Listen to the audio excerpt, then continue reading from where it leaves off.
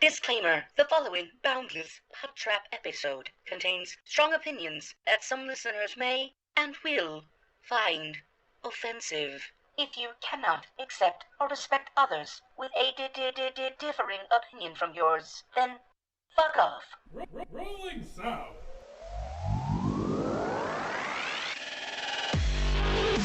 I like turtles. Oh my God! Let me see your war face. Now y'all ain't planning on fucking these chickens, are you? Picture it. Sicily, 1920. Aren't we fucking funny?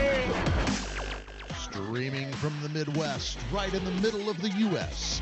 From Omaha, Nebraska, you're listening to the Boundless PodTrap, your entertainment podcast where we touch on all topics, from the crazy and absurd to the sacred and profane, and even the useless and unnecessary. The Boundless PodTrap knows no bounds. And now, here are your hosts. Mom said respect my privacy. What just happened? I don't know. I'm scared. Hi, everybody. Welcome to the Boundless PodTrap. I am your host, Lonnie. Fucking guy. We'll see. Why's your pants down? Just don't worry about my business. Well, I am Justin, another host. And that's Just gonna Jeremy. Just jump over. He's here. He's in the corner. Yeah, We put baby in the corner. put baby in no corner. Nobody puts baby in the corner. Is that baby's voice? That's my Patrick Swayze impression. Huh. Mine's so much better than yours. My Patrick Swayze impression. This is gonna be, if you're even going where I think you're going, Is it a? don't do it. Do you want to hear it? Don't do it. If it's offensive, I'm not. Jesus, I'm not even gonna do it then. I feel like it's just another Bill Cosby. Fuck you. You don't know me. Oh, man. Do it then. Do it. Fine. Is that? Nobody puts the baby. Oh my God! All right, sorry. Cut his mic now. Okay, that's not what I thought he was gonna do. Oh, Welcome to the Boundless PodTrap, everybody, where nothing makes sense and none of your answers are worth any points. Boom. Episode 12, kicking it off. We're already into November. This is crazy. Right? Yeah. Speaking of which, congratulations to both of you guys for making it through Sober October. Yeah. It was amazing. Now we're into No Nut November. Should be easy on my part. Phil. no nut. You know, and for all the people in the Midwest who listen to this podcast, the Nebraska Cornhuskers have a better record than the Iowa Hawkeyes this year so far. Hawkeyes are 0-2. Huskers are only 0-1. So suck it. Normally, I would talk all day about Husker football, but nope. I'm not supporting sports being played. Not during a pandemic. No sports ball in this state. Nope. All the freaking Nebraska fans, and that is one thing. Like, Got him. People always gave crap to Nebraska fans about being whiners and stuff like that. And I always defended them, but they are the biggest bunch of whiners out there. I don't consider myself that kind of Husker fan. They're whiners just like the Nebraska football team is too, because Check the comment section of this. we can't play football because You know what? There's a reason why you weren't playing football. But it just shows if you whine, you can get what you want. So That's not true at all. I whine all the time, and I'm still not 6 foot tall. you can get platform boots. Yeah, This is true. That's You didn't probably- wear any platforms just last week? Halloween? I don't wear platforms. No. What did you do for Halloween? I made a heart, just sitting right there in the middle of the table. That's what that is. Yeah, It looks icky poos. it's cool though. Mm-hmm. Mox handed out candy. I ate a whole bunch of Reese's to try to save the kids of the neighborhood from having peanut allergies. I do kind of wonder about like certain people who hand out candy, like when they see like their kid coming with their parents and stuff. I'm like, and I'm kind of self-conscious about that because I took my daughter's trick-or-treating around my brother-in-law's, in like the little Richard area, and it's like, most of this candy's for me, right? Right. Yeah. Having small kids, it's like we got so much candy from Mox because we took them to all the neighbors we know and all the people, and they're like, "Oh, have them take this candy," and I secretly, I'm like, "Yeah." Yeah, I think I gave it away all too. That candy. You guys, I'm like, "Hey, do you want an almond joy?" You wanted that one? Okay. Or a Reese's peanut butter? You know. You What guys the fuck is an do almond know joy? that you can just go to the store and buy candy yourself. Yeah, but we're trying to you avoid know, the buying But part. you know, free candy tastes a lot better than bought candy. Sometimes right? you get prizes inside. Razor blades. Yeah. Do you know how much X is nowadays? When you guys went trick or treating when you were younger, did you do pillowcases? Did you have the bucket or what? Oh, pillowcase all the way. Pillowcase, You yeah. get so much more candy in there. Did you enjoy, like, you know, Halloween candy had a certain smell, like opening up that bag and like sticking your head in there and just taking a nice big whiff of all that candy together? No, because generally I always just took my pillowcase off my pillow, so I didn't enjoy the smell at all. I liked mine. I You had licked yours? I liked my. Oh, okay. I gotcha. You know what always used to crack me up about Halloween is like your parents would go through your candy just to check to make sure there was no drugs in your candy. One of two things. One, like, no one's gonna waste drugs on a bunch of kids. That shit's not. Yeah, cheap. It's not cheap. Nowadays, well, they yeah. wouldn't, but back in the day, If it's expired, like you've had like a dime bag for over a few months, I mean, like, it's lost its potency. And I two, assume. it just made me realize that all of our parents were druggies because they're hoping it's in there so they can be like, ooh, free crack. not mine. Were they marked like a special way? I don't know. They're just like, I better have, ooh, free crack day. Isn't sugar crack already? Crack cocaine? Sugar. You ever try sugar or PCP? Mitch Hedberg. Yes. I don't think there's been a day that goes by where I don't quote at least Mitch Hedberg once or twice, you know.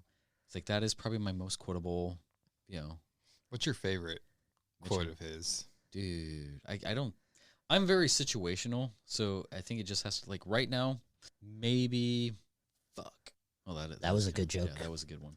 There's two that stand out to me, and they're just, all of his jokes are just so stupid, but it's like they're just funny. Throwaway one-liners, like, that's it. The one that I think stands out to me the most was, he's just like, I cannot wait for my set to get over because I have a roll of Lifesavers in my pocket, and pineapple is the next flavor. The way he, like, announces, or overly announce, it is the next flavor. Yeah, like, do you think nobody maybe talks like that? Do you think maybe he did one-liners because he couldn't, like, fully remember his set list? I think he was 100% acting. You think so? I thought it was legit. I don't think he was really that nervous and jittery. There was definitely no nerves like, in it, but him and, like, Stephen Wright are really. Stephen Wright was fucking amazing. It's just one-liners. Just that delivery. I think the one-liners and stuff was. But I don't think that he was how he just appeared like shy and like jittery, like he just like got done smoking a bowl or whatever. I think that was all an act. Oh, speaking of comedy, my wife is mad at you. What'd I do? Because, you know, she was scrolling through something and she's like, Joe Coy is coming on the 14th. Yeah. And I'm like, I'm going to be filming.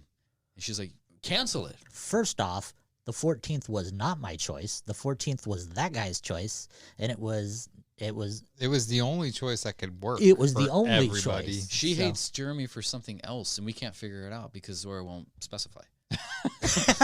Jeremy. Just no, Jeremy. Your daughter is warmed up to me. But what the fuck is that supposed to mean? Why do you always got to go there? My daughter's warming up to you? What the fuck are you talking about? Just women have trouble warming up to Jeremy. That's fine. Truth. She's 5. Quit talking like that's. I don't like jokes like that. Oh. That's not cool. Pedophilia is not a joking matter.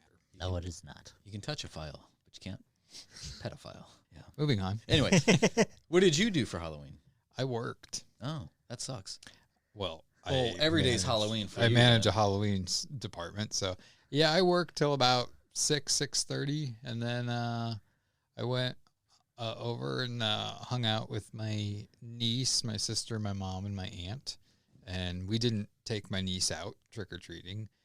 That sounds delightful. What we did was we all went in different rooms of the house and had my niece go to each room and like knock on the door, and then we'd give her candy. You just robbed her from a awesome experience. No. I think trick-or-treating as a practice will change. Well, shit, it kind of already has. Are you talking about due to COVID or? Yeah. There was nobody in my neighborhood. Like driving home from work, I had to go through the neighborhood next to my work. Didn't see a single group of people out trick-or-treating. Yeah. Most of the porch lights were off. And then my neighborhood was the same way. There was nobody. Yeah, there's a few people doing like Zero. the social distance trick-or-treating type of thing. They had like the PVC going from the garage all the way down to the sidewalk. And I'm like, what the hell, man? Like, you guys are way down there. Like, my daughter's 2 years old. You drop a Butterfinger, a king size or something, you know, by the time it gets to the bottom, it's going to hit the floor. It's going to jerk her. Well, that tube thing, to me, I mean, it doesn't make any sense because you still touch they it. handled it and they slid it down the pipe to you, so it's same thing. I mean, it's social distancing, yeah, but They're not breathing on your kitties. I think in the town my parents were in, I think we maybe did 15 kids, and we broke every rule. 'Cause, like, if they were cute little kids, we were handing out stuffed animals as well. Because my dad's a crane machine junkie. I hated those. And he gets like 6 or 7 a week because for some reason he was a heavy equipment operator most of his life. So for some reason he is a crane machine god. Where does he go? That little steakhouse we went to. Oh. And he'll go in there, and like every time we go over to his house, he'll have like 10 of them. And he's like, "Go ahead and pick one. Go pick a couple for Mox."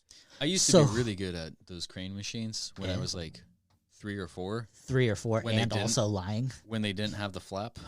Just crawl up in there. Yeah.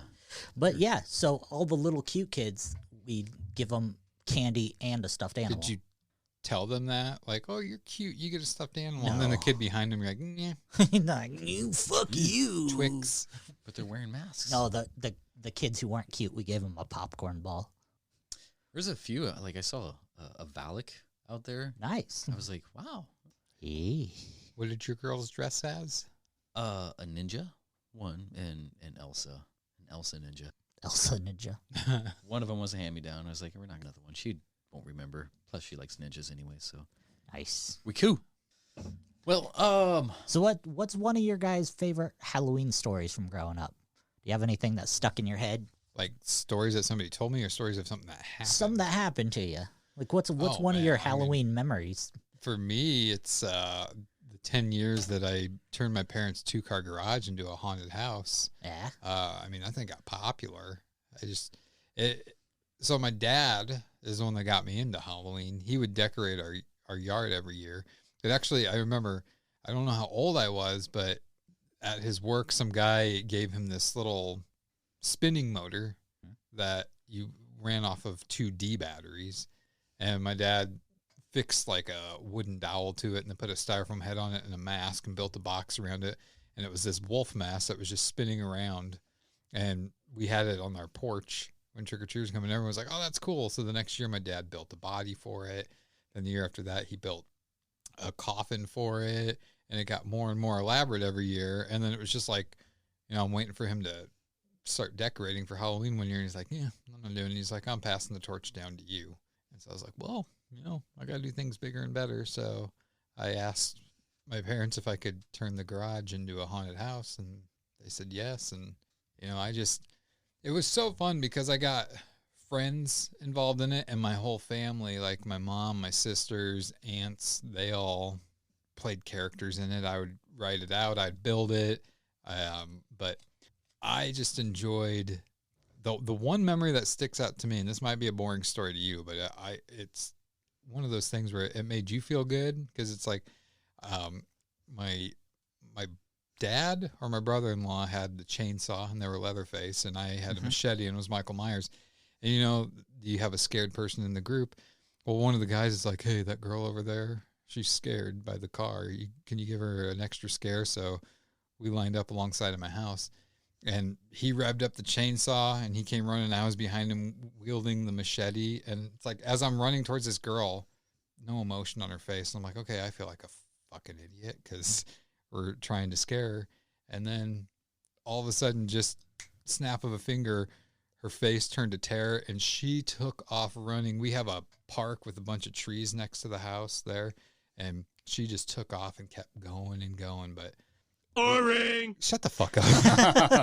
I knew you were going to press something like that. I was expecting the boo, but he asked a question and I answered. Yeah.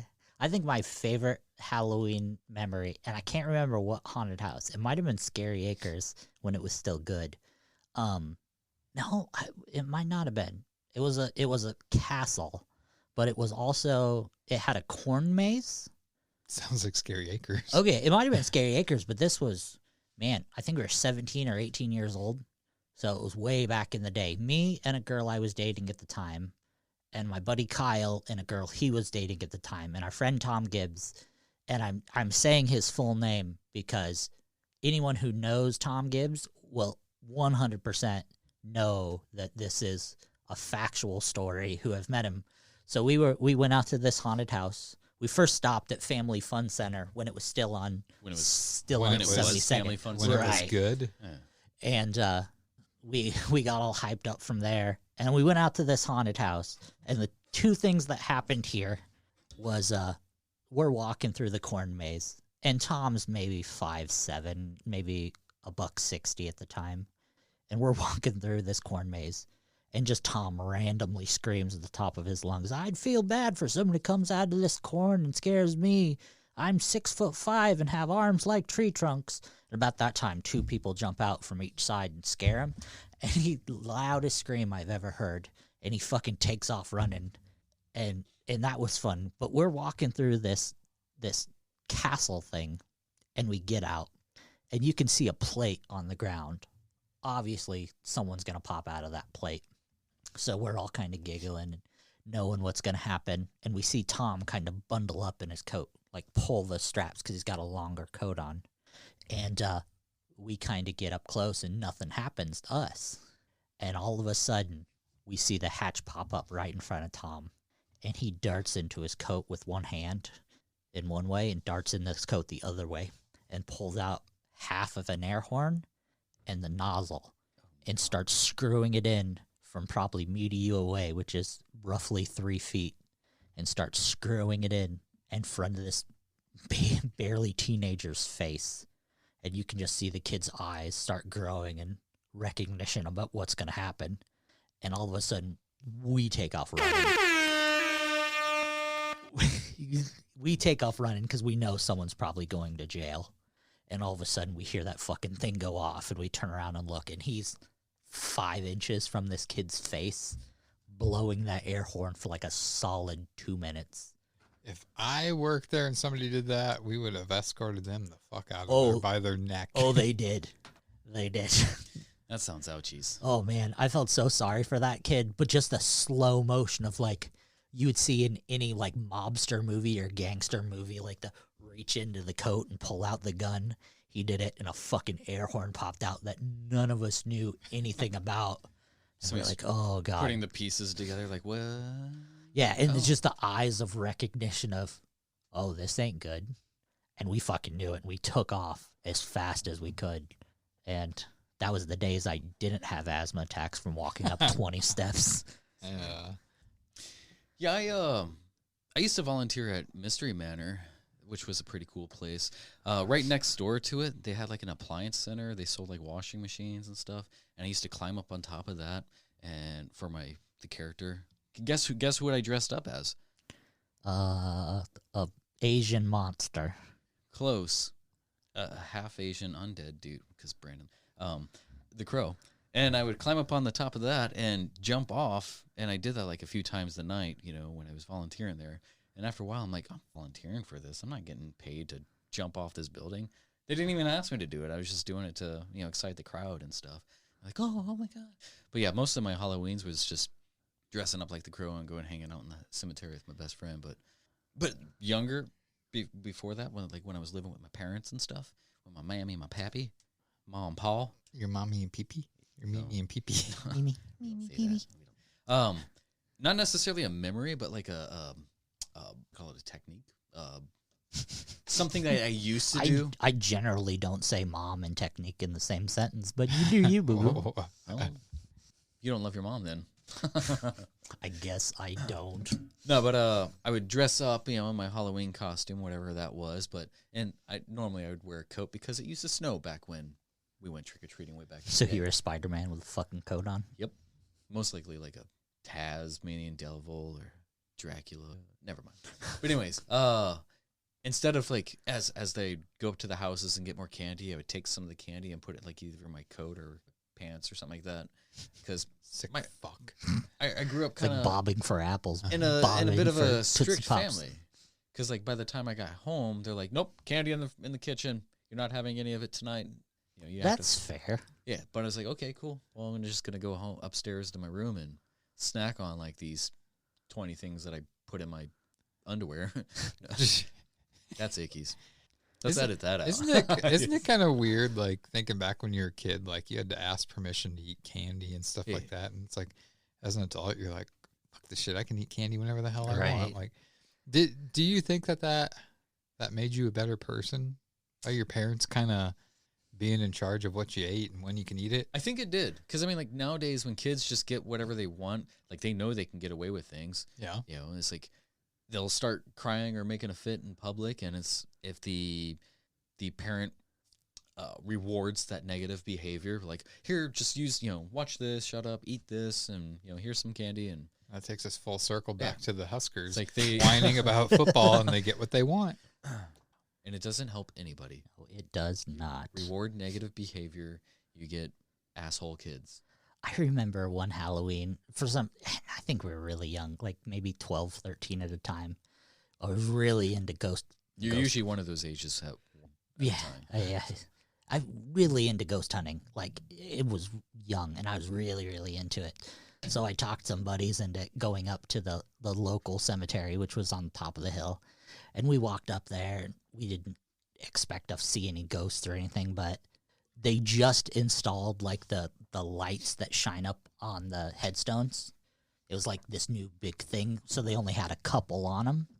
And the way they didn't have them adjusted yet, so the way one of the lights was, it was just shining on, like, half of a headstone. So all of us little kids were like, oh, it's a ghost.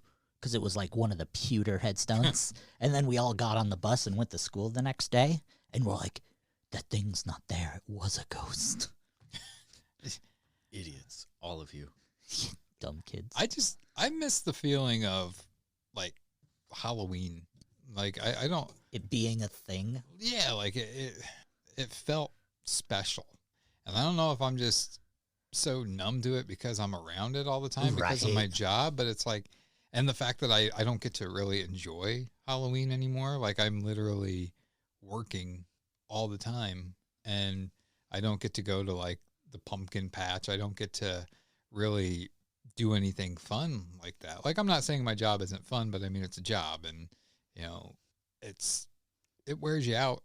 But yeah, I just remember days back, especially when I do the haunted garage, where it would just be like, Halloween was there. It was Halloween day, and like the whole day was just excitement. And then, especially when I was doing the haunted garage, and you'd have the line outside and the people, and it's like, I remember the end of the night, like nice fall, crisp, cool air, and I'd sit down and just kind of rest because it was a lot of work to put that haunted house together and stuff, but just sit down on the porch and just like look around and be like, all right.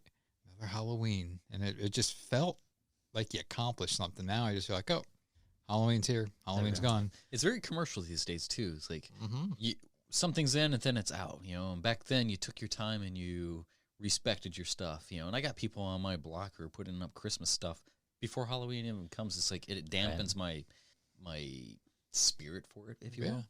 I told myself this year that next year I want to really kind of get into Halloween, and I want to decorate at home the yard. I want to make it look like a cemetery. Like, I want to build a cemetery fence, an arch, foam, like carve out of foam tombstones and stuff like that, and just make a graveyard, get some like zombie props and stuff like that. I mean, it all sounds like good and dandy, like, I'm going to do that. But then it's like reality hits when Halloween comes around. It's like, oh, I have to work.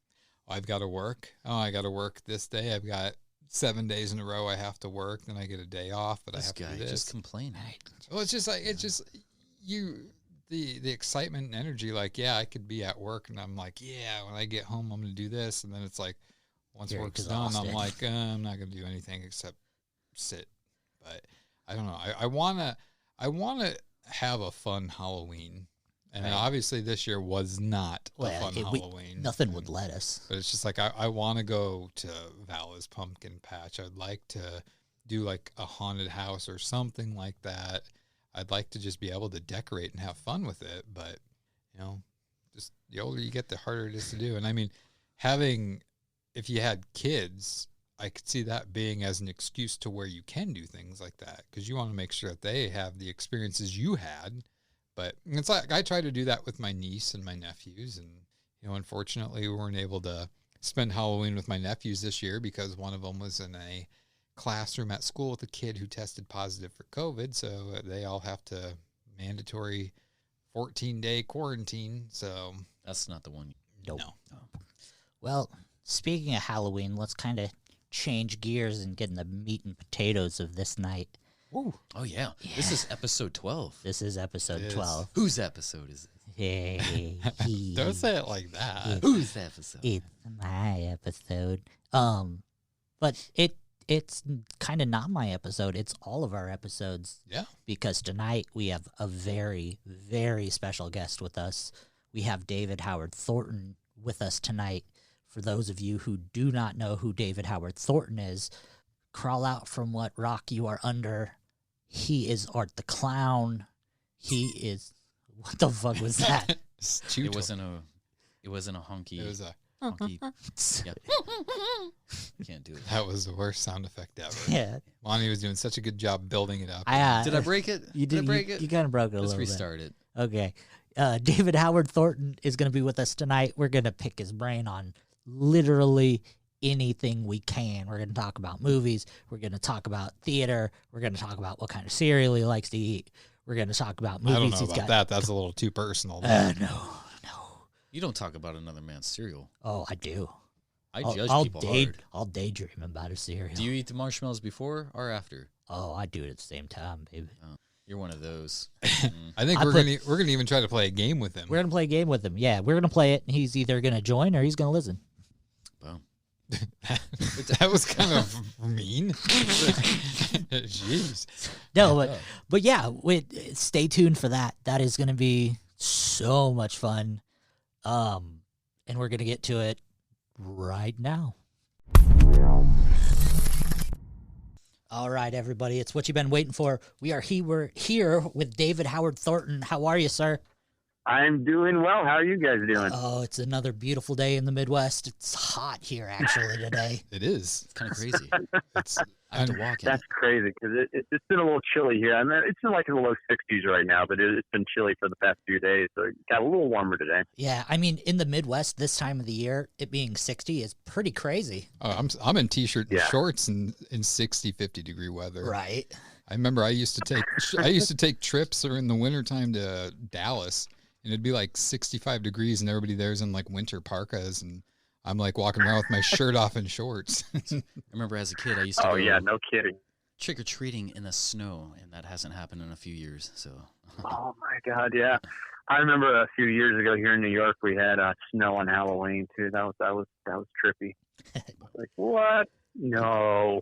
That happened a couple of years ago here too. I remember I was taking my nephews out on Halloween, and it was snowing. I'm like, this is just a little trippy. I don't know that I like this. Yeah. So. bad. Well, let's get into a little bit about your background a little bit, David. So you originally started in stage work, didn't you? I did, yes. Oddly enough, considering what I do now, basically for a living, I started off doing church plays. Okay. Interesting. Yeah. And now I cut people in half. Hey, I mean, got to start somewhere, right? Yeah, start with the blood of Christ and just go to blood. Right? So having done both theater and film acting, I mean, I always tell people because I work with a lot of theater actors in the movies that I do. And I say there is a world of difference between the two of them. And I'm not saying one's more difficult or easier than the other, but which one do you find more natural? Oh gosh, I would say definitely stage, because you can keep going with the scene. With film, you're you're filming like little chunks at a time, and then you're filming that same chunk over and over and over and over and over. So you don't have that constant stream of thought going on. You sometimes are in midstream of thought, and they're like, cut. Okay, let's do it again. I'm like, oh god, it's hard to keep a whole constant stream of emotions going on, and that's why I like about stage. You can just keep going.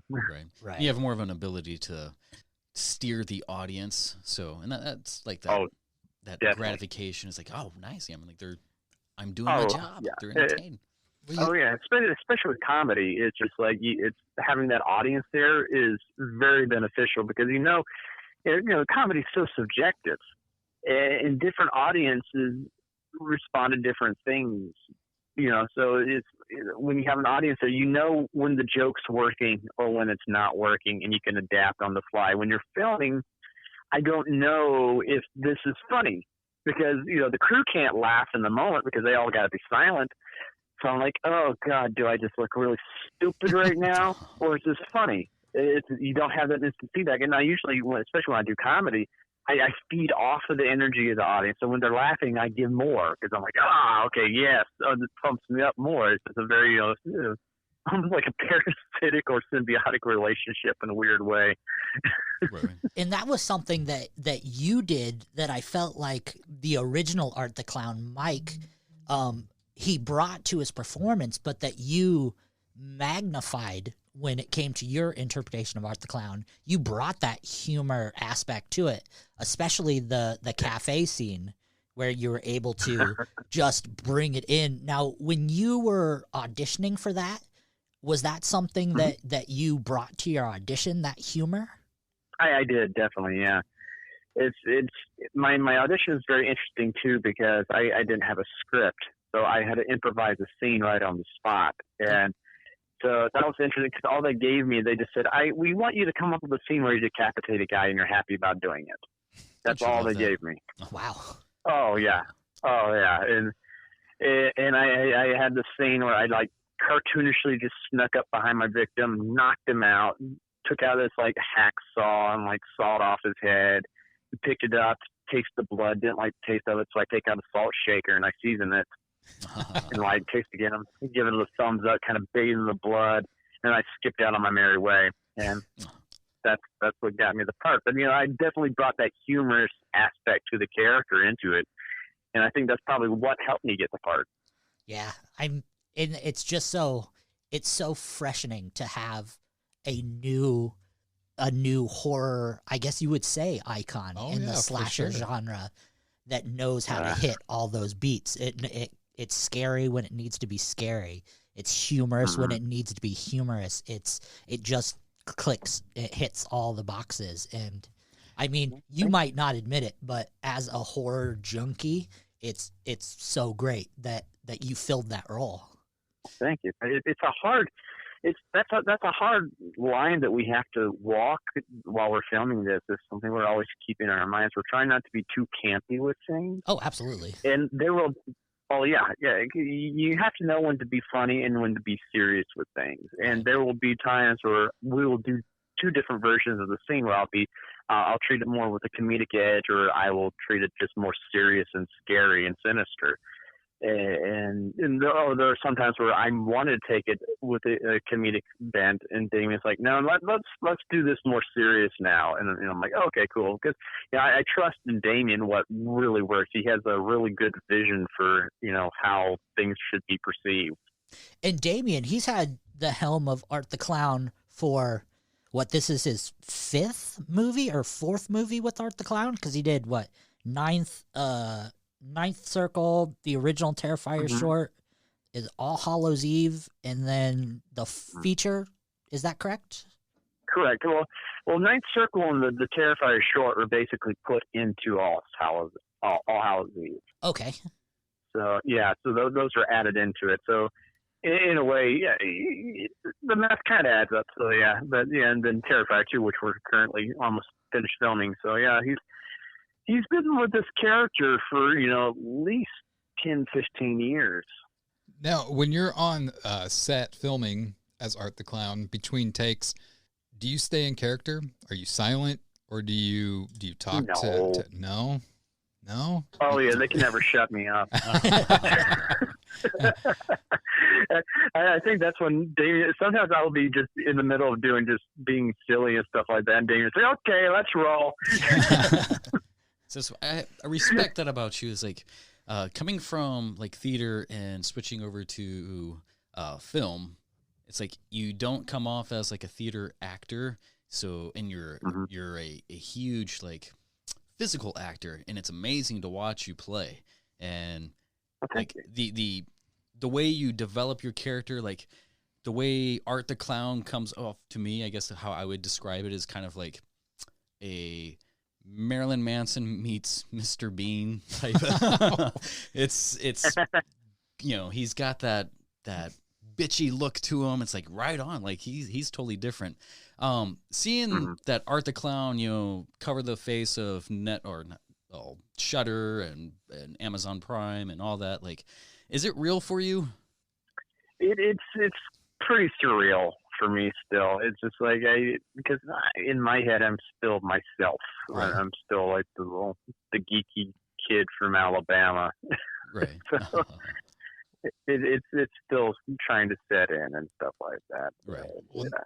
I love it though. It's cool. It's very cool though. I mean, that's where I was going to kind of go with my next question. Was I was going to ask you, I don't know that you just don't give off that aura about you that you understand like how much of a horror icon Art the Clown has become over the last couple of years. I mean, I'm a manager of my full-time job is I manage a year-round Halloween shop, and I ordered, I think it was like a dozen Art the Clown masks this year. And I had to do a reorder because they sold out so quickly. And on Halloween Day, this guy came in dressed up like Art the Clown, and this guy, he had it down. He had the trash bag, everything. I mean, I love it. People, Art the Clown. I'm going to go up there and say it. He's up there with with Freddy Krueger, Jason Voorhees, Michael Myers, all of those horror icons. And I just, again, you don't really seem to think that, or do you? I don't know. It's like I have my moments. I just wonder. I like, and sometimes I am brought back down to earth. Like a few weeks ago, I went to this Spirit Halloween store a few blocks down the road from me. I'm like, I want to go in there and just see if they have any Terrifier costumes or anything like that, because sometimes they carry the Trick or Treat Studio stuff. Sometimes they don't. Mm-hmm. And so I went in and I'm walking around. I don't see anything. So I just even asked the guy, like, have you guys carried anything with Art the Clown here or anything with Terrifier? And the guy working there is like, well, who's that? Oh, no. Hell yeah. I'm like, oh, it's this movie called Terrifier. I'm actually the guy that plays him. He's like, oh, that's nice. That's nice. I'll have to go try to watch it somewhere then. And you prove my point of why people should not shop at Spirit Halloween and why they should support local, because they don't hire the right people. No, this guy had no clue. I'm like, yep, this is sad. Oh, bless him. But it was very humbling at the same time. I'm like, okay, cool. That was a good, like, humbling moment for me where I'm just like, okay, yep, don't get a big head, David. So, veering a little bit away from Terrifier, we're 100% going to get back there, but Terrifier isn't the first filming that you've done in a clown outfit. You are actually the Joker in the Nightwing Resurrection, and I absolutely love it. I'm a comic book nerd myself, so seeing you in that, and I don't know if it was just your interpretation, but man, the Mark Hamill vibes coming off your Joker. Honing the Hamill. Oh, man. It was... All right, Mary. Thank you very much. It was amazing, and that's what I did today, was just watch through that series, and it floored me. Like, it was so good. And that was just filmed for... Was that just for online? Yeah, it's just fan film. It's just fan-made. A bunch of us are just fans of the Batman universe, and we're all like, hey, let's just film some stuff just for fun and just put it out there. Yeah, that's how Like we none got of us it. made any money doing it. We're just like, this is fun. Got a free week, so made some movies. And Fan films often do it better, anyways. I mean, providing they have the quality value, the production value, and all that. I mean, like, when Hollywood comes in and swoops something up, it's like, you guys missed out on a good chunk of the story. You're not capturing everything. Yeah. Oh, so true. You get the people that really care about the source material. That's when you're going to get the better product. I was like, I look at the guy that wrote the scripts for me for Joker. And I'm like, when I first read the scenes, when I had the audition, I just looked at the script. I'm like, man, this guy writes Joker very well. He understands how he talks. Right. He understands his cadence and his humor and his ego. He really understood Joker's ego, where he just. Joker likes to hear himself talk. Right. He's all about the big, huge exposition and the theatricality of everything. He just likes to brag. And that's what I really love about these scenes that they wrote. It's like, man, these are dark, but it's so well written. It's exactly how Joker would go about this, because that's what drives me crazy with all the different film adaptations of the character. Like, they have never done a true depiction of the Joker on screen, with live actors. It's just, except back in the 60s with Cesar Romero, but that was more in tune to like the Joker that time in the comic strip. But they've never done one that's really matched up to how he acts in the comic. Right. His actual evolution, yeah. With that being said, which version of the Joker of recent times do you like best? Who do you think did the best job as Joker? Oh, that's easy. It's Hamill, by far. Okay. All right. Figured that would be the answer. Yeah. Easy. Well, easy, because it's like he understands the character, and it's like that. What's really fun is to see the behind the scenes stuff and see him in the booth recording the lines. And he's not just sitting. He doesn't sit there and just read the script. He gets up and he's acting it out. Right. He becomes Joker there. It's so much fun to watch. And so like Mark understands the character. He understands his psyche. Right. And I love it because he doesn't play him as an insane man. He plays him as a man that is super sane, as I like to say. He's on a different level than everybody else. Well, and that's what I think we were super lucky. Like, at our age, growing up with Batman, the animated series, it was just like we got to experience that when we were the most susceptible to a good Joker. Like, we had Jack Nicholson in the Tim Burton Batmans, which I think he did a great job. But our Batman was Mark Hamill. Yeah. But it was Jack Nicholson, too. Oh, yeah, sorry. So... It's like when you watch Batman animated series, I didn't even know that was Mark Hamill for the longest time. Right. And you it's just... because he was so good. He just was someone else. Right. Like when Jack Nicholson played Joker, he was still Jack Nicholson. Right. So I'm going to ask you this question. So obviously, like you were talking about like Mark Hamill and stuff like that. Who are some of the other like role models that you looked up to in the acting world? Oh gosh. Well, Doug Jones is definitely a big influence on me because we're so much alike physically, and I always back when I really learned about him back in the day, I was like, man, I like his career that he has. He plays these really fun characters, and he's a skinny guy like me. I was like, I would like to go down that path.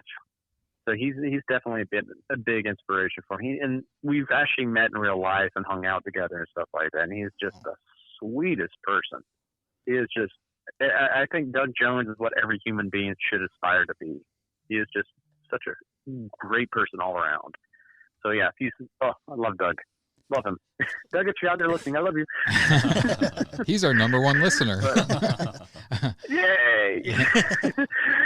Well, it's funny. Other than that, I would say like Jim Carrey, huge influence on me. Sure. Robin Williams, Rowan Atkinson, who was Mr. Bean. Of course, Buster Keaton and Charlie Chaplin from back in the day. Also, who I really learned a lot from because I was his understudy for 5 years with How the Grinch Stole Christmas, the musical, with Stephen Carl, who played Robbie Rotten on Lazy Town. He was just an amazing physical comedian. Amazing. He actually, I believe he went to clown college in Iceland, where he's from, and he was just amazing, and he really helped take me under his wing and like help fine tune a lot of my skills. I learned so much from watching him and, you know, being his understudy. That was your secret sauce, huh? Helped develop Yeah. the... Oh yeah. I put a lot of Stefan into art when I'm on screen. When a script lands in your lap, I mean, I like to understand people's processes. What is your process? How do you develop your characters? With me, my thing, I usually try to figure out the voice first. That's how I've always been. I'm a voiceover actor, so like, well, that sucks. I always try to figure out how the, I try to figure out how the character will sound.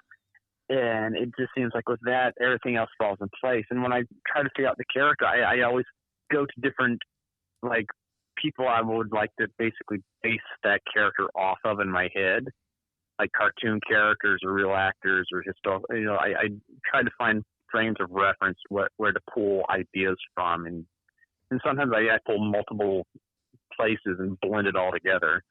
So that's usually my process. First, find the voice, and once I find the voice, it seems like everything else just falls into place. Like the mannerisms, the way they stand, you know, their cadence, everything just seems to just fall in place. Did that affect you in any way, since Art the Clown doesn't talk? Everything, yeah. Everything having to be through your movements and actions, and mm-hmm.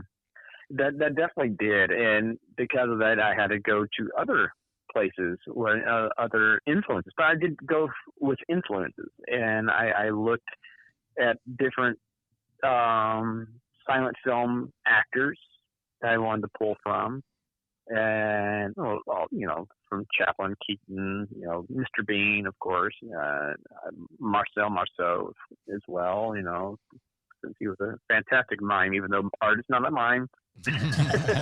He's a silent clown. Silent clowns use props. Mimes do not. That's the difference. It's in his name too, Art the Clown. He's not Art the Mime. Just want to put that to rest. I get that question all the time. Is he a mime? No. Makes sense. But it's like, you know, I did that. I also pulled from, like, you know, great movie villains as well. So I pulled a lot from Freddy Krueger, of course. You know, his swagger, his, you know, sense of humor about things. I pulled from a lot of, you know, other, you know, I basically look at Art as being like the fanboy of slasher icons. There's a little bit of everybody in him. There's a little bit Jason, Mike Myers, Chucky, Leatherface, Pinhead, all those guys in Art. So, and also pulled from some great silent film actors. Like, you know, of course, like Lon Chaney. I mean, he was a great one. There was actually a moment when we were filming part 2. But I just did it subconsciously as a reaction to something that happened to me. And Damien just freaked out. He's like, "Oh my God, dude, that was such a Lon Chaney moment. Oh my God, you've got to see this." I'm like, "What?" Like, "Yeah, no, that was so Lon Chaney, your reaction to that." I was like, "Yeah, I didn't intend for that, but wonderful." Right. You're doing something right then. Yeah, I was like, "That's a great compliment," because he was a master of that. So, You brought up Freddy. You said he's one of your favorites when I was talking to you. So let's talk about this, because we're gonna start. We started last episode our annual, or it's gonna be our annual horror villain tournament, and we pitted 60 of the best, and it came down to you and Freddy Krueger. Yeah, and again, I should stress it's the Robert Englund version of Freddy Krueger. You beat out people like Cthulhu, Dracula. You beat out people like Michael Myers. All these slashers. Yeah. I mean, any horror icon you can think of, you beat him out, and you beat Freddy. Are you kidding me? Yeah. I think most of it is due to because we do not know the backstory of right. Like, it's like, who is Art the Clown? And it's like we know other people have weaknesses, and and it was kind of weird because early on in the tournament we had said it'd be kind of cool if Art the Clown and Freddy Krueger were the final round, because they have a lot of similarities the more we were thinking about it. So I guess we're going to ask you, since you did beat Freddy, how would Art the Clown have beat Freddy Krueger? What would your game plan have been going into a fight against Freddy Krueger? Oh my God. I think Art would just freak Freddie the fuck out. He would just be like, he would do something just so morbid with one of his victims that Freddie was like, this guy's messed up. Right. It's like, you, dude, get away from me. I do bad things, but you, dude, whoa. Right. Yeah, like the way we kind of put it, it's like we don't even know if Art sleeps. Like, and that kind of takes Freddy out of his game. Like when he's in the real world, he's kind of a powder cake. Like Heather Langen can't beat him a couple times. Every $140 blonde female in the world could give him a run for his money. And Freddy loves the torture, and if Art can't really even cry, right? Or, it's no good for him. But yeah, that kind of that's true. You bring Freddy into the real world, he loses his powers. Right. Yeah. It kind of leads me to a note. So my wife is kind of a. I know where this is going. My wife is kind of a a metalhead, bodybuilder type of physique. She's terrifying. Yeah, and she doesn't really flinch at much. But watching Terrifier, this is like one of the first times I've seen her flinch, and I'm pretty sure you can guess what scene it was. Oh, well, yeah, I'm pretty sure. I've heard from many women that see that scene. They're like, that made me hurt. Well, it made me hurt, and I'm not a female. Made me just want Thanksgiving. You don't saw somebody in half like that. Well, I think people were surprised with that scene. Well, since we're back on Terrifier, so the first movie, when it came out, it got picked up, and you guys didn't have a theatrical release for that. It just went straight to festivals and then straight to VOD and streaming systems. Do you guys plan on having a theatrical run for Terrifier 2, or is it gonna also be just the VOD and streaming? We're kind of debating all that right now because we don't have distribution yet. Okay. Because we're just wanting to finish it first and we can get to distribution. So hopefully it'll be easier for us to pick up distribution this time than it was the first time because now we have some kind of clout behind us. People know us now and they're like, oh wow, okay.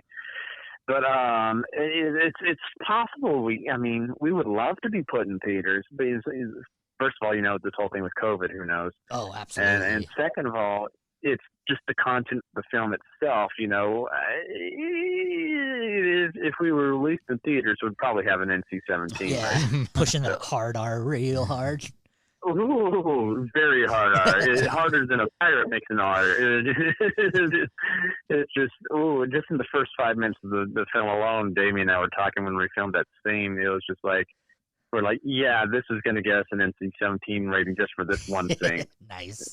It's just like, oh my, it's brutal. It's brutal. But we would love to because it's one of these things that, these are the type of films you want to see with a big group of people. You don't want to just be sitting on your couch alone or just with your girlfriend at home watching this. You want to see this with a big crowd of people because everybody's reacting and having fun.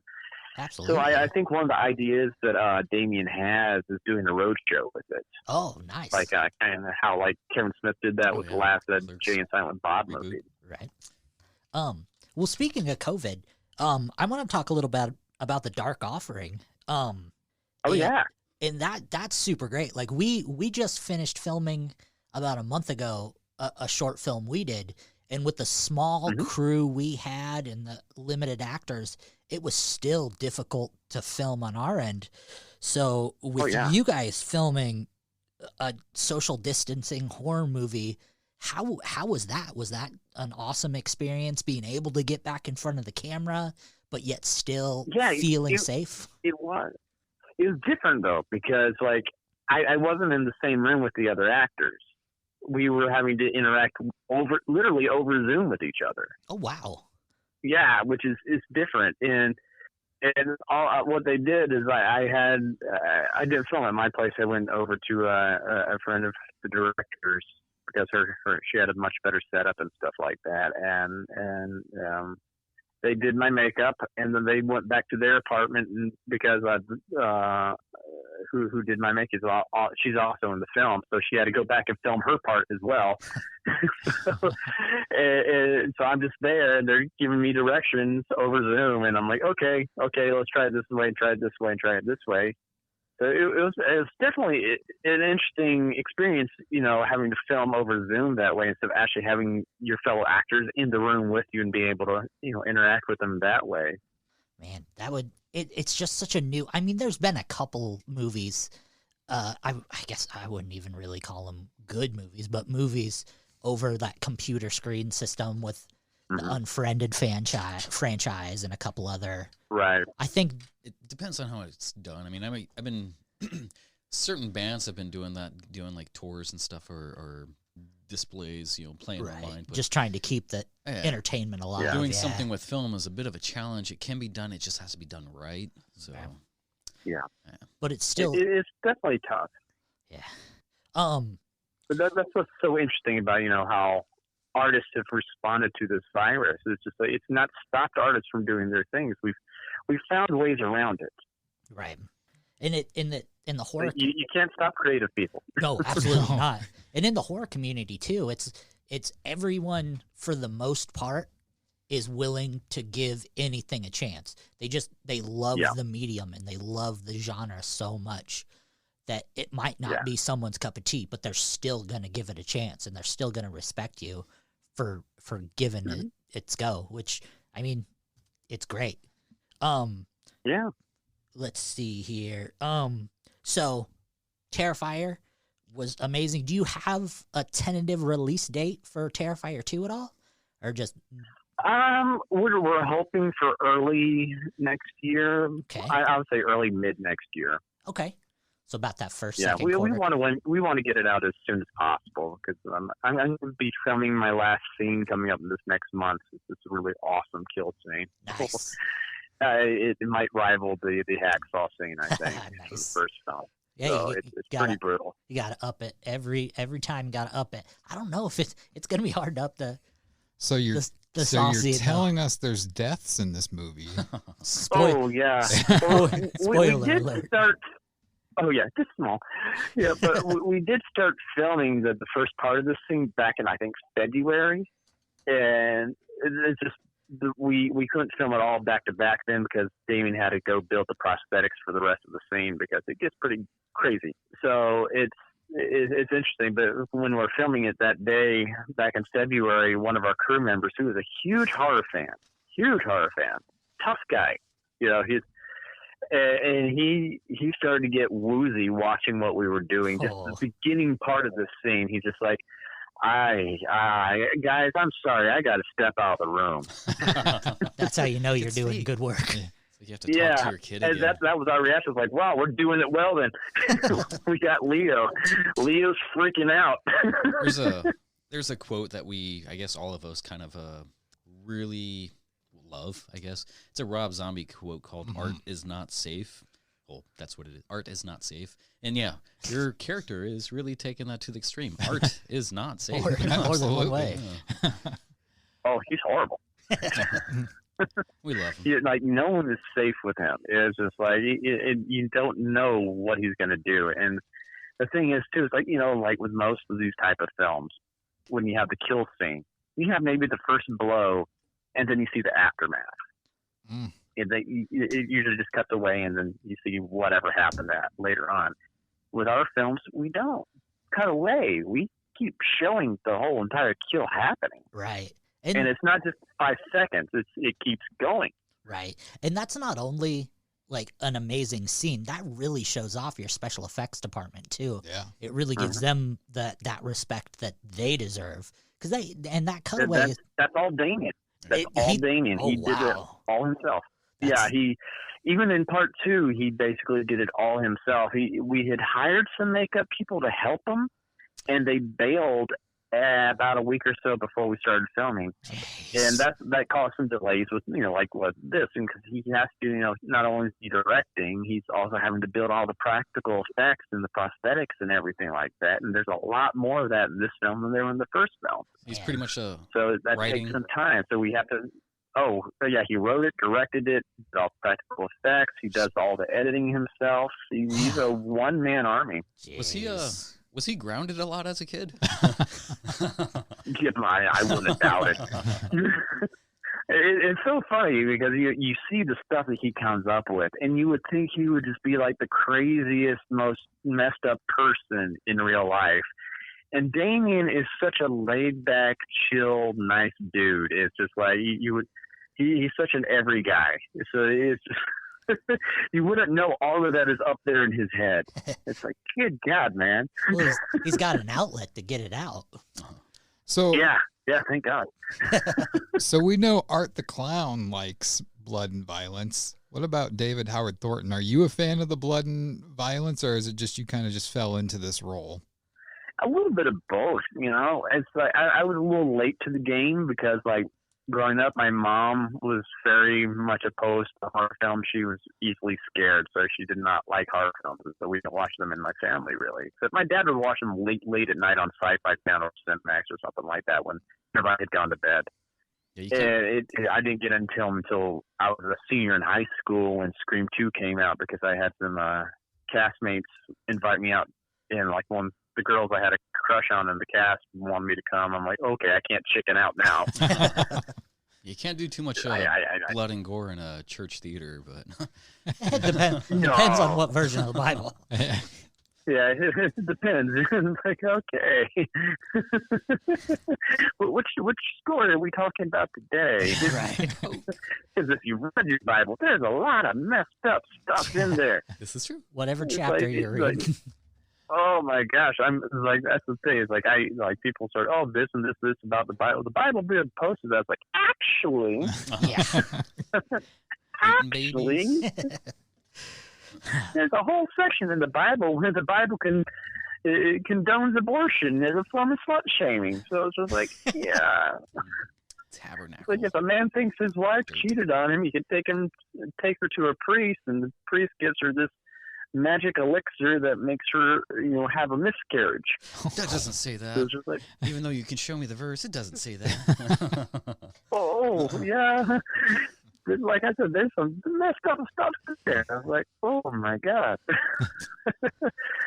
So no, but we didn't do that kind of theater. No, we're just like, oh, it's Moses. So Moses, he's gonna walk those people across the water. This is going to part it, and they're going to walk across. I love this guy. So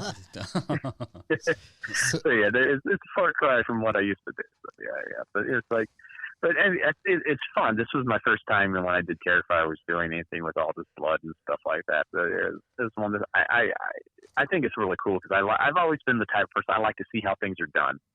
I grew up doing a lot of magic tricks and stuff like that, so I've always been more interested in how things are done and how things are made than the show itself. So I like being on set and seeing how all the practical effects are done and everything like that. That's fun for me. And it can be gross though. Oh, it can be gross at times. And that's one of the biggest things I love about the Terrifier movies. It's all practical effects. We can't get this guy to watch like anything that doesn't have like CG, a little bit of CGI. I don't like. He's like, CGI. nope, I'm out. It's. I'm not saying it's cheating, but it's just like it's an art form in itself. What gets me is when they do CG blood. Yes. Like blood splatters and stuff. I'm like, look, because it never looks right. Like even when they have someone get stabbed and the blood pools out on their stomach under their shirt, because they just don't want to have to keep doing different shirts and stuff like that. And it looks so fake. It just I hate it. That's what I also give mad props out to, Sam Raimi, like with the Evil Dead series, and even like the Evil Dead, the TV show. It's like they kept doing all the practical effects, and I'm like, oh my God! I remember this one episode where it was just a constant stream of blood just going in Bruce Campbell's face, and I'm just like, God, that had to been a bitch to film that day. But it looked awesome. But my side of it, I was like, oh, I feel your pain, Bruce. Oh, my God. Oh, I bet he was like, oh, and they're like, okay, let's do it again. He's like, oh, no, again? Get the over-the-shoulder angle. Yeah. I don't care how hokey a practical effect looks. I will take it over CGI any day. I mean, that's what I grew up on, was the cheesy slasher 80s horror films, and it's just like when they chop somebody's head off, you knew it was a dummy, a prop dummy or whatever. Absolutely. But it's like that's what made it great. So yeah, Like, I'm glad you feel the Part of the same way fun. I do. So Like the original yeah. Omen, the glass slid over and obviously cut off the Oh, dummy's God. head. You have 9 different slow-mo angles of the dummy's head. Oh, but it's so cool. It's Oh, so cool. It's absolutely. just like, good. So that sheet of glass just goes. Oh my God, I love that.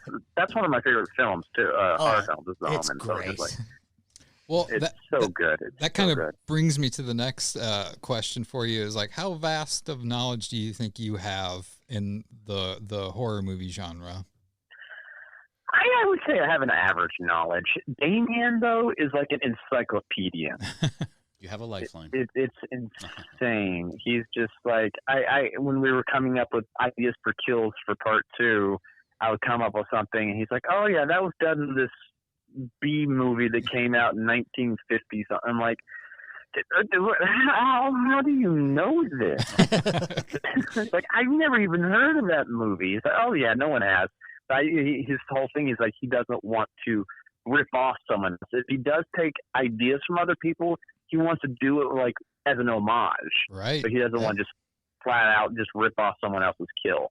So like, yeah, like I had an idea for a kill where I wanted to do like some kind of marionette type of thing, and then he's like, well, they did that in Nightmare on Elm Street Part 3. I'm like, I know. And they kind of did that at Killer Clowns too with the pup. I'm like, I know. But it'll be fun. He's like, but we don't want to take off. We want to do something new, and it's harder to do new things now because there's so much that has already been done. So it's trying to think of new things. It's just like, oh, okay, what are we gonna do? And I think with us, it's like, we might do some things that you might have seen in some other films, but we take it to the extremes. We just don't cut away. We keep going with it. Yeah. It's been oversaturated here and there, but I mean, like, there's only so much like the human body can do or take or whatever. I mean, you got to just keep it creative. Yeah. Like something lower quality has probably done something, but putting your own spin on it is accepting. Like, yeah, it's still in itself. Well, oh yeah. Especially when you see like the practical effects he's built for it. Like there's this one dummy that he made for this where he put in a breathing mechanism into it, so it looked like the character was actually like it was. I could not tell the difference between when it was on screen. I could not tell the difference between the actor and the practical effect. Wow. It's like it was amazing the amount of all the facial, because this person had beard stubble and stuff like that too, so he had all this beard stubble on there. I'm like, my God, man. Well, we would like to play a game with you if you're willing and wanting to. Sure, I could do that. So that's why the question of your knowledge of horror movies, because okay. I just went off on a tangent. No, go right ahead. So this is going to be a game that's going to be called Killer Diaries, and basically each of us wrote 2 diary entries apiece, and your job is after we read it, you have to tell us what horror villain wrote that journal entry. Oh, that's fun. Okay. It doesn't only. Okay. I guess it's not just within the realm of horror villain. It's like the horror movie too. So. Cool. So, and if you need a hint, we'll gladly give you a hint. None of us know each other's, so you could also, if you want to ask the other ones for advice, you can do that as well. This is your episode. Yeah. And if you win, you just get to brag. Okay. So I'll go first. You get a brand new car. Yes. So I'll go first with the first journal entry here. And this is my first time reading them out loud, so it sounded cool in my head when I wrote it, and as I'm reading it, I'm probably like, yeah, this is stupid. All right, so here we go with entry number 1. You would think with all the lessons I teach that I would learn my own lesson by now. That's my curse, I suppose.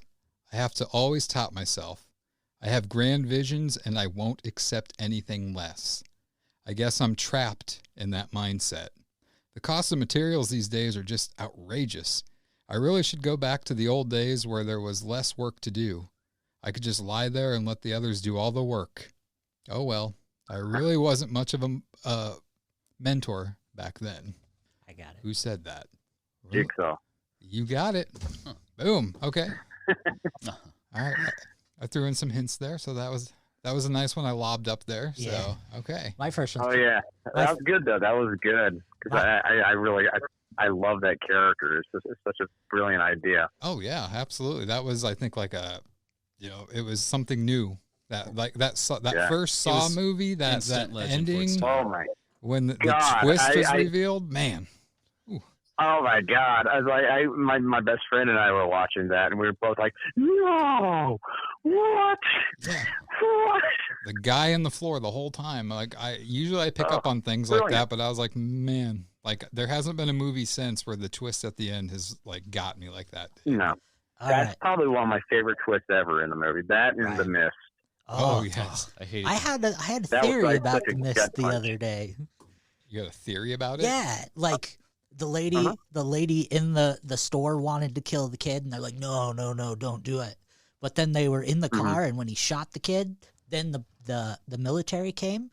I think if that lady would actually killed the kid in the store, it would all ended. You did tell us about that. I did tell you about that. Yeah. Anyway, this first one's this is a lob. This isn't even a lob. This is a T-ball.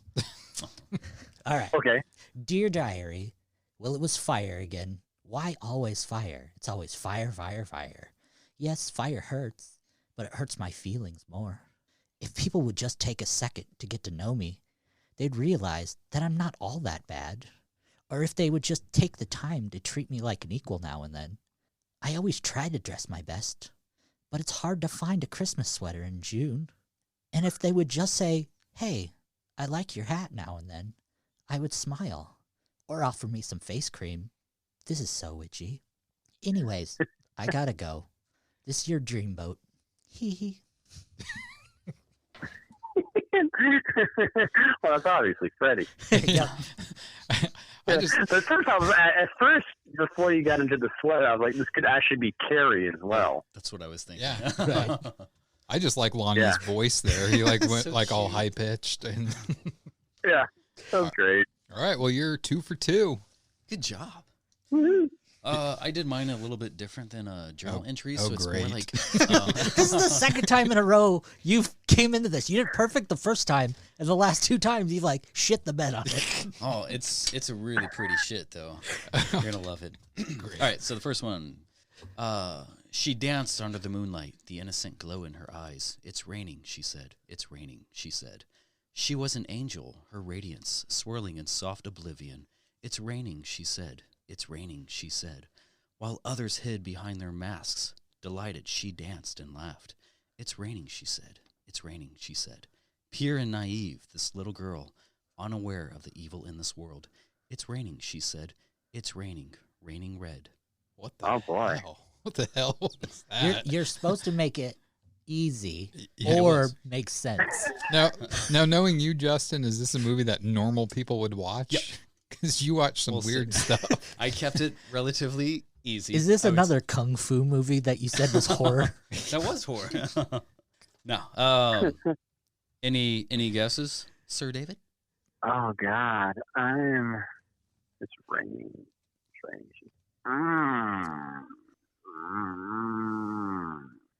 God, I'm kind of drawing a little bit of a blank here. The sinker is the last line. It's raining red. It's raining red. It's raining red. It had a I think it's raining red. Oh my God. Part of me thought of the Evil Dead remake.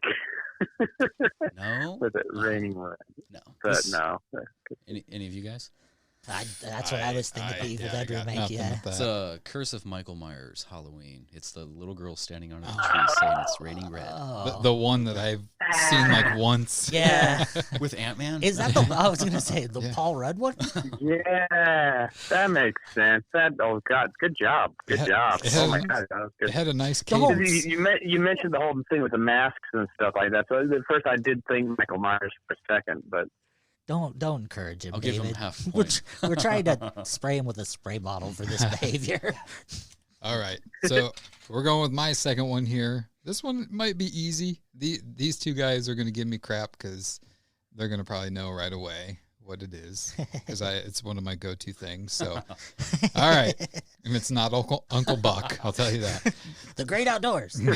All right, so dear diary, you don't know me because I found you in the backpack of one of these dead cheerleaders.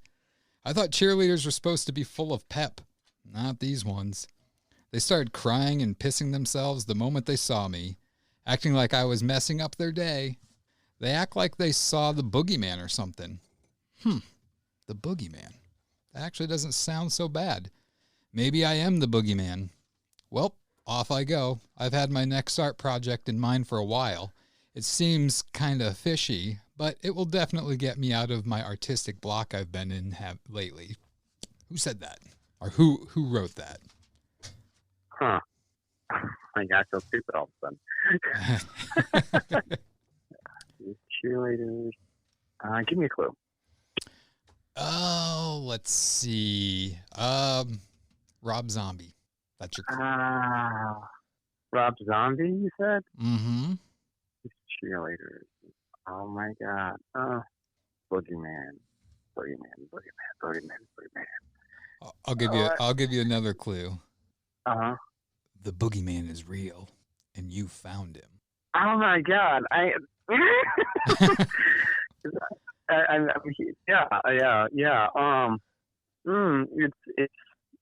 It's. I can take the actor's name too. It's not Richard Brake though. It's the other one. Yeah. He's been in 8,461 horror movies. Oh, I know, Bill Moseley. It's from like the oh my God, not Spalding, of course, but Otis Driftwood. Yeah, you got it. From House of a Thousand Corpses, one of my all-time favorite movies. Yeah. All right. Yeah. I was like, I had to really think there though. I was just like, oh my God. Yeah. I was like, okay, cheerleaders. Okay. Well, I know this is not Spalding, but I'm like, I was having to search for his name there. I was like, Bill would hate me for not getting that. I love Bill. Bill would be like, Dave, dude. You and Bill Moseley, you would have great chemistry in a movie together, I think. Oh yeah, we wanted to get him into part 2 actually, but we didn't have a part for him. Oh, you could have given him anything. He could have been like man number 35, and he would have done it. Oh, I know, but it's just like we wanted to do something to give him, something to do him justice. Right. The kind of part. We didn't want just like, and Bill Moseley playing, janitor, bystander. Yeah. All right. Well, you're 3 for 4. Lonnie, number 2. All right. This one's from my favorite movie of this genre. All right. Whoa, what a horrible first day at work. First off, this job is freaky to start off with all this dead shit. Then there's this crazy old man told me about this movie that apparently is a true story. I don't fucking believe him. And then he took me downstairs and told me it was a government cover-up and some shit. But he showed me this canister, had some writing on it, and he hit it and shit came out and made me feel all sick. And now the only thing I can think of is Tina coming down here and giving me some head. But not what you're thinking about. Not the sexual way. Man, I'm so cold and I feel sick. Man, I'm just so hungry. I wish someone would send more cops. You got me baffled there. Oh my God. I was thinking Night at the Museum. Ben Stiller. Oh man. That's crazy. This is well known? This is well known. You said it's one of your favorite movies? Absolutely. This is my favorite zombie movie of all time. Ah, gosh. That makes it harder for me in some ways. Oh my God. Oh, shit, I wish it was Shaun of the Dead, but Not Shaun of the Dead. Yeah. Dawn of the Dead? It is not Dawn of the Dead. I kind of suck with zombie movies, to tell you the truth. I get them all confused in my head. Yeah, there are a lot of them. Okay. Yeah. Yeah. So I'm just like, oh my God. This one was kind of the first one of its kind. Maybe it was Night more... of the Living Dead. Not Night of the Living Dead. Close. It was kind of almost seen as a black comedy when it came out. Oh my god! Damien is gonna kick me after. Damien's like a zombie movie expert, so it's just like, oh my god! It's just like, oh, like I said, I suck when it comes to zombie movies. I get them all confused. It's like, right. Yeah, that's why I'm just like. You got like literally. You got Of the Living Dead right. That was unintentional. What's that? You got Of the Living Dead right though. Yeah. Just finding the right beginning. Dawn of the Living Dead, Night of the Living Dead, Dawn of the Planet Apes. I'm going to guess Return of the Living Dead. That is correct. Return? Yeah, okay, Return, okay. And it was... Yeah, that's what's hard. It's like there's so many Living Dead movies, so it's just like, Right. And I kept... I have not seen those in forever. Right. And I kept the theme alive. That was Freddy from Return of the Living Dead as well. So it's Freddy Krueger and Freddy from Return of the Living Dead. There you go. Yeah. All right. Well, you're 3 out of 5 now, soon to be 3 out of 6 because Justin's going to be ridiculously hard. I feel like he might be able to get this one. The wind blows. So, okay, let's see. All right. Is it a haiku as well? It is a haiku. Change on the floor. It's a little poem. The blood drip. I was feeling emotional this morning, so I wanted to write something. Yeah. All right, so here we go. The moss grows thick here, along the dark and jagged stone. The dampness muffles my cries. This is where I waste and rot alone. I was never supposed to be here. I was never supposed to exist. Mama loved me so before her madness, and by her hand fate would twist. Atop the hill of Shelter Mountain, at dark and dusk the tree would burn. A collection of memories I'd share. This bitter torment I'd part and yearn. See my pictures, cry and subvert. With their willing response, I want them all to hurt. So commence the countdown, a gift of burning abrasions. Run as you like, face me at hollow static invasions. Terror and void is my play, as the circle above spectrally portrays. In my blackened eyes, the ring of rage. Nobody survives after 7 days. Oh, this is the Ring. Boom. That's it. I got it. No? Yeah, I did? Okay. Wow. Well, I'm just trying to remember her name. Tamara. Boom. That's it. Tamara. Yep. Yeah. You're good. Wow. Cool. Well, you got half It's of like them. the blackened eyes and the 7 days. I was like, okay, now I know. I was thinking Hatchet for some reason. When you were like by the water, I'm like, oh, fuck it, he means Hatchet. She's in the whale, man. Yeah, that was very well written though. I like that one. That was creative. I was thinking Mommy Dearest at first, and then, yeah. I watched way too much B movies. Those are the best. So, all right. Well, you got 4 out of 6, so that's pretty good. Pretty darn good. Woo! And one of those being one of Justin's. So, You get 2 points for that one. That's a lot to brag about. So, no, but Yeah. well, we're about at the hour mark here with you, but. Oh wow, that one like that. I Yeah, know. it does.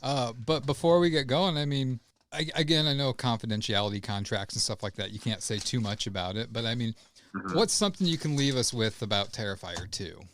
Terrifier 2 is, I like to quote, I when I was on set and everything like that, we would always call it T2.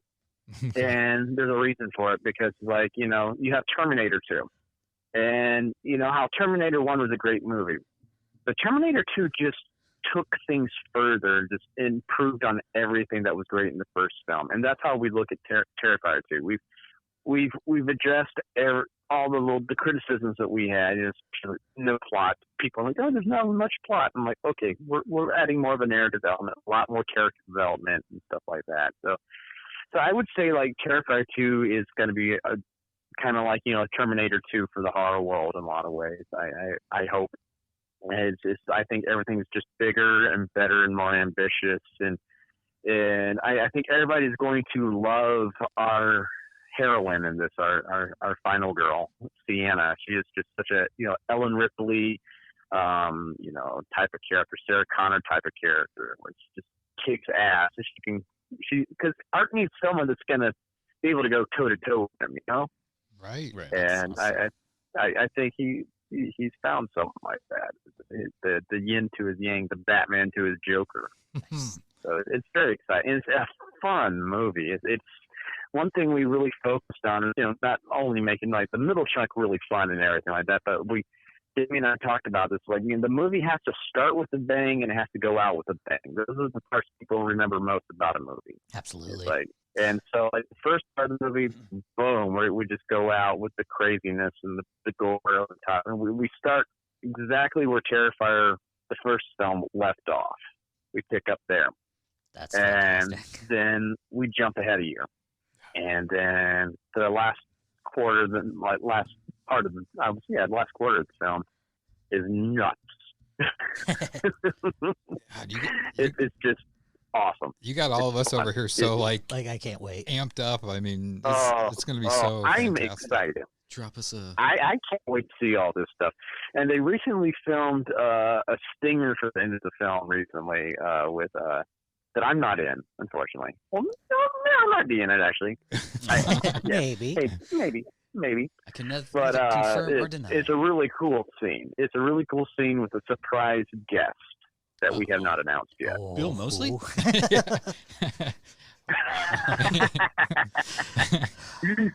I think what we might have to do here is when it's completed and it's ready to be released, we should try to get you out here. We've got an Alamo movie theater, Alamo Drafthouse movie theater out here that likes to play a lot of movies that may not get like an actual theatrical release, but we should when it comes time, we should keep in contact and we should see if we can get you and Damien or whatever out here and have like a couple screenings or something out at the Alamo Drafthouse, because I know Omaha. We're talking about that road show. So. Yeah. Omaha would freaking love to have you guys out here. Yeah, it's a big horror movie community out here. So I was actually in Omaha, God, back 10 years ago, 2010, with The Grinch. I lit the Christmas tree that year. Really? Interesting. Nice. Yeah. I lit the Christmas tree. And it was snowing. It just started snowing. And I turned out like, look, everybody, I brought snow. You were here 10 years ago and you never came back. That's the Midwest. I remember going to Wheatley's there. Oh yeah. Oh yeah. Yes. And that's where we would always, because we were performing at the theater right around the corner from there. Oh, okay. And we stayed at the little hotel that was really close. It was a really nice hotel. It had really good cookies. Did you have steak? Did you have steak or prime rib while you were out here? Oh, of course. I was gonna say it's nothing like what they have in New York. My God, no, it's so good. That cow was slaughtered early this morning. Oh yeah, it was so good, so delicious. So I remember seeing a interview with Damien talking about how he kind of wants to possibly settle with a trilogy and cap that off. Like, does two leaves it open for possible art coming back? Oh, definitely.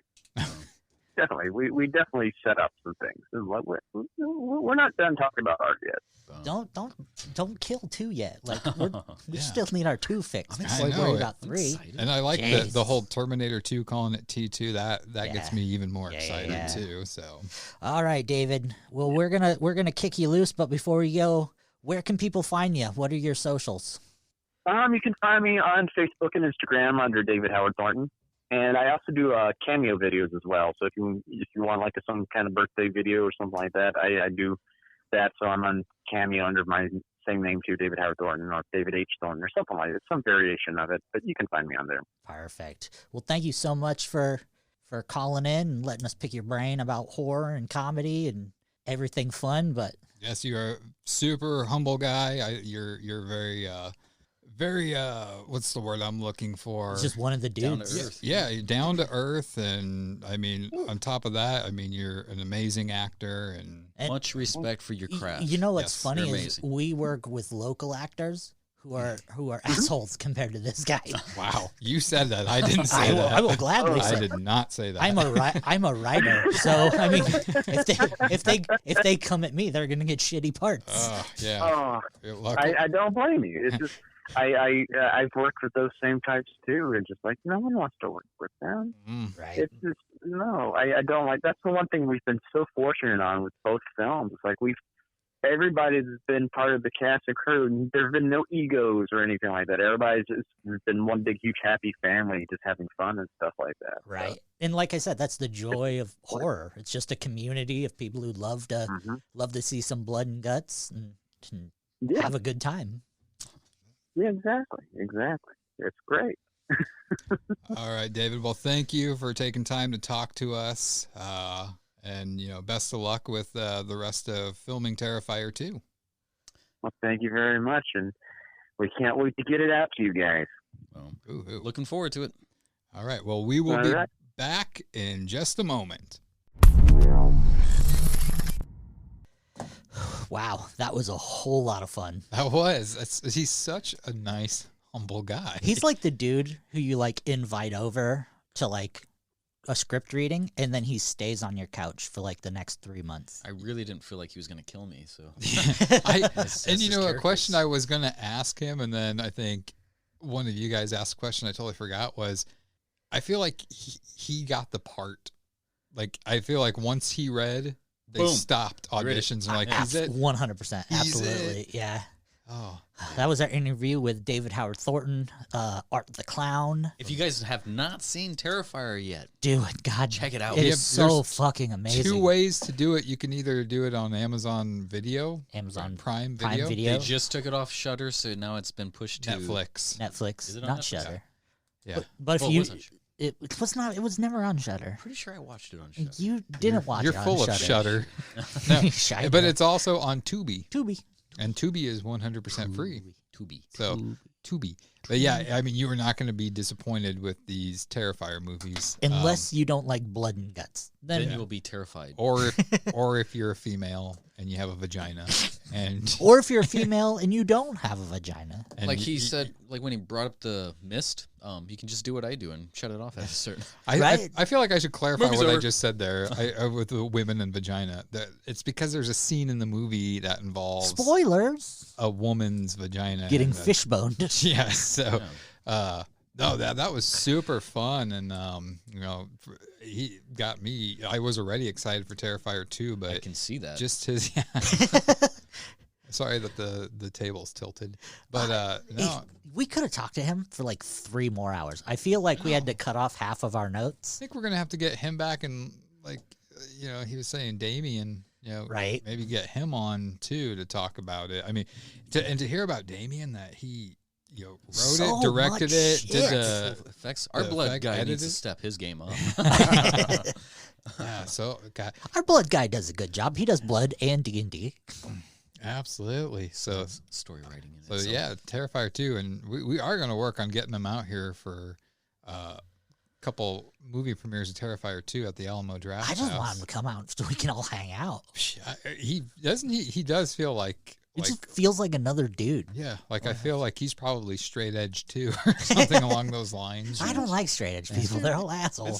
This dude had a story. Go tell it. All right, so I'm at work. So I was balls deep in this elephant, right? And I was walking a customer up front because we have to, with COVID going on, we weren't letting people try any of the masks on, so. To prevent that from happening, we would have to walk the mask up. So I walked the mask up, and one of the people that I was walking the mask up for didn't go around to the cash register like I thought it was, and he's looking at me, and he's just like, "You straight edge?" And I'm like, "What?" And keep in mind, I'm probably 15 feet from him, and walking towards him, and he's like, at least 20 kilometers. And I'm like, "What?" And he's like, "You straight edge?" And I'm like, what? So after the 3rd time, it's I finally heard him. He's like, you straight edge? And I'm like, yeah. And he's like, I saw the tattoo on the back of your leg. But I'm just like, why the hell are you asking it like you're trying to sell him drugs? Yeah. You know? It's you want sweet? You sweet? So cocaine? Probably. Cocaine. So, I mean, but he thought that was cool. So I mean, that was Did he say that's cool, or did he just insinuate that's cool? No, he's like, because he could have been like. No, it was genuine. That's cool, man. Like me too, type of thing. But I think he probably saw by the look in my face that I was a little freaked out because of the way he was like, "You serious? You serious?" His first word was probably, "You serious?" You grown ass man, you still straight edge? I You am. serious? Now, let's talk about straight edge. So a lot of people say, it's straight edge is somebody that doesn't Don't drink alcohol, doesn't use tobacco products, doesn't use drugs. But there's others that Don't incorporate- drink, don't smoke, don't fuck. and don't have sex. Wait, that's not straight edge. Well, I've never incorporated the sex part as being straight edge. You don't incorporate sex? Do you have sex or straight edge? Well, Jeremy's the most straight edge person then, because he doesn't drink, smoke, do drugs, or fuck. You know what I'm saying? Join the monkhood. Ladies. The most straight edge man on earth. Women want what they can't have, right? And you keep denying them. Yeah. Yeah. There's a line of drop panties. I'm denying coming them up left with and Jeremy's right. door. Someday. Someday. I'll be that guy that Like, sir, once their life goes to shit and the people that they are with or want to be with have denied them, then I'm their safety net. They could Call be that like, the wall. I wanted to shoot that combo, but I How guess did we get on this subject, by the way? You brought it up. No, I did not. Yes, you did. You said, what's straight edge? And I told you, and I then we said got on a sex stuff. and then we you were talking said, about "Oh, Jeremy's the most straight edge because he having- doesn't drink, smoke, or have sex." Because that is truth. So Then you it came brought back up. around and having like some tea and crumpets with Sir David Howard Thornton, but because we were going to hang out. Did you know if you buy a small plot of land in Scotland, Scotland, yes, you I could be just saw called that. Lord? Lord or Lady? Why would you want to be called that? Because you'd be called a fucking Lord. I got Do you want like a I got title? ordained as a minister, so I could be called priest. You touch kids? Wow. How does it go? I'll go ahead and give you the Reminder, this is Fred Durst. That's my Fred Durst. You want to come and get the rolling? You see, we're letting this all out now because if we did an interview like this with David Howard Thornton, he would have hung up after Like, 5 what the minutes. fuck, guys? Is that Bill Cosby over there? Oh, it's Fred Durst. You're the friend and another. You should do voice cameos as Dude, that's what as we Bill should have got. Cosby. Like, Just hiding behind the curtain. David so no one is knows. David is huge into voices. I remember seeing a video. He was doing like 100, We could do 200 voices. dual We should've- voices. He'd be like, "Hey, this is my best Mark Hamill." And I'm like, "This is the friend in the That dirt." that could be a game that we play next time with him when we have him on. Is he can do impressions and we have to guess who it is. Yeah, who is this? It's the friend in the dirt. That sounds like it. This is my Samuel L. Jackson. You're gonna be like, now you're gonna go and take a left. So I'm gonna name a celebrity and even you just do your best impression All right, of him. I got it. All right, you think of a couple too. Okay. All right, do Steve Buscemi. This is Steve Buscemi. What? I don't tip. You just going back to like a Shit, I broke my pen. Bill Cosby / This is the smallest violin for all the He's like, waitresses. hello, Bert. Pick a celebrity for a voice for him to do. Fran Drescher. Oh my god. This is the smallest violin. I don't know what he's doing. He's method, man. We're the only ones that find this funny. Bring it on. Give me more. Dance, monkey, dance. Danny Glover. I'm too old for this shit. I'm too old for this shit. Cookie. Hey. Yeah, okay. Oh. If you're doing a Bill Cosby impression, you could do that. You just get a Fat Albert. And Do Fred Durst doing Fat Albert. Hey, gonna keep on rolling. All right. Just one of them days. Let's see. I don't know what we're doing here. I don't either. We've lost We gotta complete kill control. some time. Oh man. Yeah. So Well, we're gonna start filming here again. I think before next podcast. Yeah. Yeah. Oh, 7 days. 7 days we're at location. And you fuckers are going to make me carry those big heavy things up the steps again. yes. And No, I'm we're gonna not going to have as much. I'm going to stuff. have another asthma attack, which I haven't had in like fucking 20 some years. The thing is we're not Hurt my going to back. we're not going to carry all that equipment because we don't need it all. Good. We just went up there to test the space. Yeah. So Yeah. project number 2 is We in the don't works. need all that Yeah, stuff, so guys. it's- yeah. No. Yeah. This one's going to be quite a challenge. if you It's will. ambitious. It's interesting for me because this is the first thing that I haven't wrote that I'll be directing. Right. You wrote it and I'll be directing it. Yeah, And and- was totally against it at first, but I talked him into it, so you're good there. Well, and you know what was funny? Like, I've wrote plenty in my life. I've wrote stuff for articles. I've wrote stuff for stories. I've wrote stuff that has been published. I've never wrote something that other people have acted out. And when we did our first script reading, I was like, oh my God, this is fucking terrible. I mean, you do get that way. Like when the first time I had people read something that I wrote, I was like, I felt that same way where I was like, oh my God, this sounds like shit. These people are probably just like, this is dumb. But like you've said to me 100 times, everybody's their own worst critic. Well, right. And I try to write dialogue like people talk. And my biggest critique of myself is I write like a story. So it's just things I was hearing were, this doesn't read like dialogue. This reads like a story. Especially the ending where I was like, I don't like the way this reads. It reads like a soliloquy and not like a parting line. Well, and without giving too much away, part of this movie was something I told myself I would never do.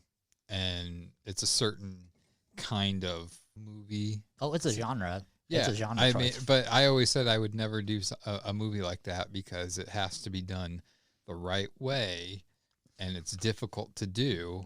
But I think we did well with it. I think we're Yeah. gonna do well with it.